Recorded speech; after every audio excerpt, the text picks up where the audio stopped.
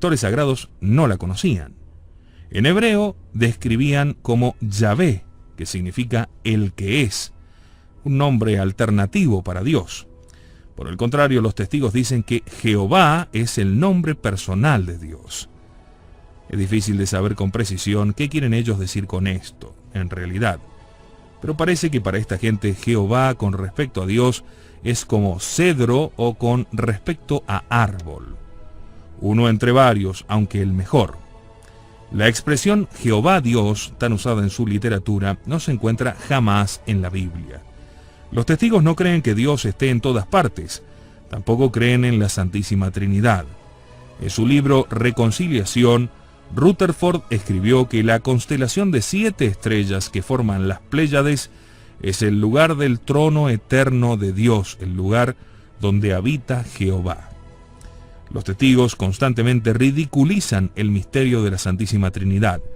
Rutherford escribía: «Nunca existió una doctrina más engañosa que la de la Trinidad. Semejante doctrina no pudo haber tenido otro origen que la mente de Satanás, el diablo». Y esto lo escribió en su libro Reconciliación 101. Los testigos no creen que Jesús sea el Hijo eterno de Dios igual al Padre y que el Espíritu Santo sea la tercera persona también divina. Aún cuando Cristo reveló la doctrina de la Trinidad y habló del Espíritu Santo como de una persona, como podemos leer en San Juan 14:26, Rutherford dijo que el Espíritu Santo es cualquier fuerza o influencia ejercida por Dios, Cristo. Según los testigos, fue la primera creación de Jehová, Cristo. Él no es igual al Padre. Russell enseñaba que Cristo era Miguel Arcángel. Obediente a Dios, renunció a ser puro espíritu y nació de María como un santo ser humano. Los testigos enseñan que Jehová Dios, el título preferido para su divinidad, creó un espíritu hijo, llamado Cristo Jesús, quien antes de ser humano era conocido como Miguel el Arcángel. Este espíritu hijo, no Dios, sino más bien un ángel favorito, tomó carne humana como un hombre perfecto. Para hacer que sus doctrinas combinen con algo, los testigos no tienen ningún escrúpulo en tergiversar las palabras de la Biblia. Por ejemplo, cuando San Juan escribió en su Evangelio que la palabra era Dios, el verbo era Dios. Juan 1:1. La versión de los testigos dice que palabra, verbo, era un Dios. Con respecto a nuestra enseñanza sobre la muerte, resurrección y ascensión de Jesucristo, los testigos inventan una maraña de contradicciones que no se basan ni en las Escrituras ni en la Sagrada Tradición. En la obra de Cole leemos: Jesús tenía que ser plenamente humano. Este espíritu poderoso tenía que hacerse humano en todos los sentidos, y por más increíble que esto parezca, ¿por qué habremos de dudarlo? Aunque ellos aseguran que Jesús resucitó de entre los muertos. Los testigos no creen en la resurrección de Cristo de la misma manera que lo hacen los demás cristianos. El hombre Cristo, según ellos, está muerto para siempre. La persona que murió, nos dice Russell, permaneció muerta y no será vista jamás en su naturaleza humana. Nadie sabe qué pasó con su cuerpo. Russell sugiere que se disolvió en gases. De manera parecida, los testigos rechazan la verdad testimoniada por la Biblia y la tradición sobre la ascensión de Cristo y en su lugar presentan alguna de sus invenciones. Según los testigos de Jehová, el hombre no tiene alma. Él es un alma. Adán era un alma, dicen. Los animales inferiores también son un alma. Los testigos de Jehová no creen en las enseñanzas de castigo eterno o de inmortalidad del alma humana. En unas cuantas oraciones niegan varias doctrinas cristianas básicas, claramente enseñadas por las Sagradas Escrituras y mantenidas por todos los padres y la tradición de la Iglesia.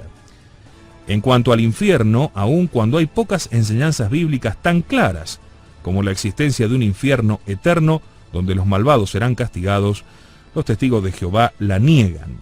Dicen: una vez que el demonio inventó la doctrina de la inmortalidad de las almas, tenía que inventar un lugar donde ponerlas fuera del cielo y de la tierra, donde irían las almas inmortales malas. ¿Qué más pudo inventar como respuesta sino un castigo eterno de nuestras conciencias? Los testigos niegan que Dios castigará a los pecadores. Dicen, la Biblia no enseña que el hombre posee un alma inmortal que pueda soportar un fuego eterno. El mundo ya pertenece al diablo. Dicen, Dios nunca castiga en esta vida ni en la otra. No existe el infierno. Russell sostiene que todos han de resurgir y a todos se les dará una segunda oportunidad. Todo depende de cómo nos portemos entonces, no de cómo nos portamos ahora. Ahora, no explican por qué es esto, ¿no? Cuanto más malvado fue un hombre en esta vida, tantas más chances de ser bueno en la otra. Por eso mejor seamos malos en esta para poder ser buenos después. Aun cuando este hombre no haga ningún bien y continúe desafiando a Dios, en aquella oportunidad simplemente será sacado de la existencia, llevado a la nada, y por lo tanto no experimentará ningún tormento de ninguna clase. Los testigos no enseñan nada sobre la Eucaristía o los demás sacramentos. Estos son casi totalmente ignorados, ya que existen tantísimas otras doctrinas más vitales. El motivo del bautismo no es muy claro. Inútil buscar literatura sobre la oración o la perfección del ser humano. Los grandes santos de la cristiandad no son sino hijos del diablo como el resto de nosotros, sin tener para los testigos ninguna significación. La Iglesia Católica es el súper enemigo de los testigos de Jehová, pero en este punto, como en todos los demás, distorsionan el sentido de la Biblia. Escuchemos sus mismas palabras. Desde Pentecostés, Dios ha estado preparando una novia, un pequeño rebaño de 144,000, para que éstos compartan la vida eterna y el reinado con Cristo por 1000 años. Vemos que Cristo estuvo preparando una novia desde Pentecostés, pero los testigos de Jehová existen tan solo desde 1879. Verdaderamente la novia se demoró un montón de tiempo. No existe la más mínima evidencia bíblica de que Cristo quiso que su iglesia contara con tan solo 144,000 miembros.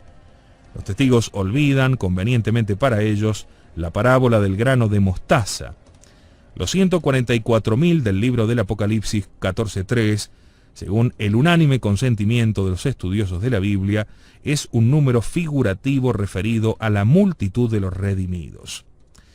Sobre los 1000 años que ellos proclaman es la literalidad de Apocalipsis 20:4, como lo demanda todo el contexto de los números y las figuras del texto bíblico. Como doctrina central, los testigos de Jehová creen que el mundo presente es el reino de Satanás y que sus servidores, es decir, el gobierno, los negocios, las religiones organizadas y entre ellas principalmente la Iglesia Católica, están en lucha continua contra el gobierno teocrático de Jehová. Todos los hombres tienen almas mortales, pero serán recreados y se les dará una segunda posibilidad de salvación durante el milenio, durante los 1000 años. Los que lo rechacen con sus rebeldías serán aniquilados. Los justos reinarán para siempre en este mundo recreado. Solo Jesucristo y los 144,000 elegidos tienen almas inmortales, y como recompensa a su obediencia a Jehová, reinarán como criaturas espirituales en el cielo, no en la tierra. La misión de los testigos de Jehová es anunciar que la segunda venida de Cristo estará marcada por la batalla del Armagedón, en la cual Satanás y sus aliados serán vencidos. Es muy difícil saber con precisión qué entienden los testigos de Jehová por Armagedón, ya que han cambiado la explicación que de él hacen frecuentemente.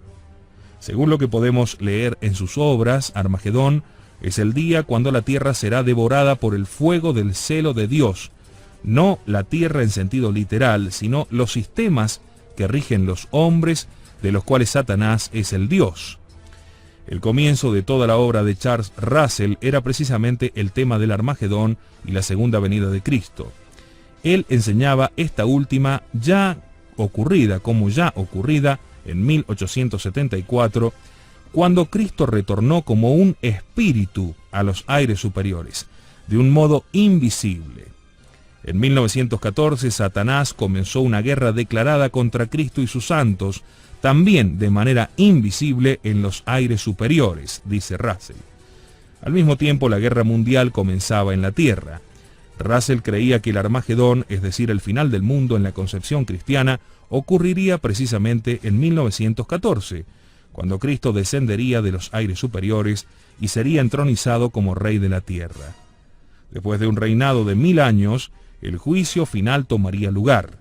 Cuando Cristo de hecho no apareció en 1914, ni bajo de ningún aire superior, los testigos postergaron el evento unas cuantas veces.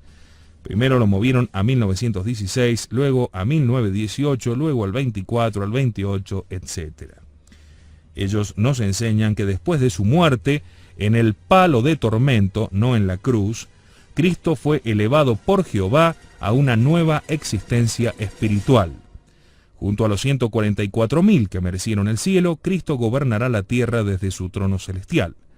Su invisible segunda venida en 1914 declaró la gran guerra entre el bien y el mal. Por décadas, los testigos intentaron arduamente encontrar miembros aún vivos de los 144.000 que gobernarán el mundo desde el cielo. En 1925, Rutherford instruyó a sus seguidores para que encontrasen tantos como pudiesen. Dice, estos son aquellos hombres y mujeres de buena voluntad que vivirán en la sociedad del mundo nuevo y que por ello sobrevivirán el Armagedón sin sufrir daño alguno. De acuerdo a sus doctrinas, los testigos no entrarán de hecho en la batalla, sino que la observarán desde una distancia prudente, viendo cómo los malvados y los ateos son aniquilados. Satanás será encadenado por 1000 años y millones que ahora viven nunca morirán, dicen los testigos, que son ellos, y comenzará a repoblarse el paraíso terrenal. Al paso de los años, los justos que murieron serán resucitados y se les dará una oportunidad para unirse a Jehová nuevamente. Al contrario de lo que sucederá con los que hayan sobrevivido al Armagedón, no podrán casarse ni tener hijos. Los malvados permanecerán en sus tumbas ya que no merecen una segunda oportunidad. Al final del milenio, Satanás será dejado en libertad y tratará de alejar a algunos de Jehová, el tentador, y los que consientan a sus engaños finalmente quedarán aniquilados. Los habitantes de este paraíso terrenal vivirán para siempre, gozarán como nunca de la vida, de jardines maravillosos, cantarán canciones de alegría y podrán jugar con las bestias salvajes sin correr peligro.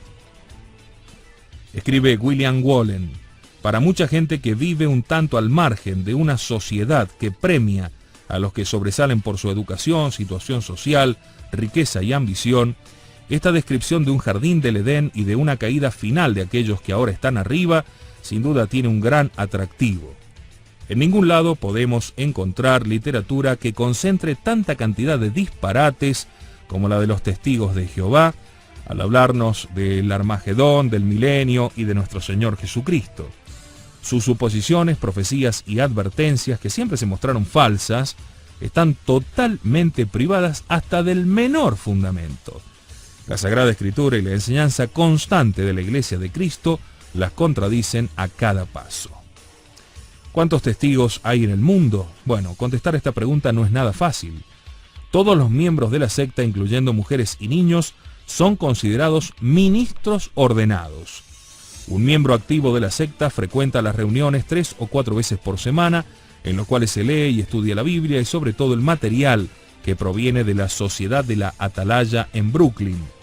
La secta manda, a la manera del calendario judío, recibir la comunión solo una vez al año, el 14 de Nisan. Solo aquellos que se consideran parte de los 144.000, que son cerca de 5 millones, pueden participar de esta comunión del pan y del vino, uno de estos servicios a lo largo de todos los salones del reino, y según estadísticas de los propios testigos, reunió a casi 2 millones, aunque de ellos recibieran la comunión tan solo 11.000. Los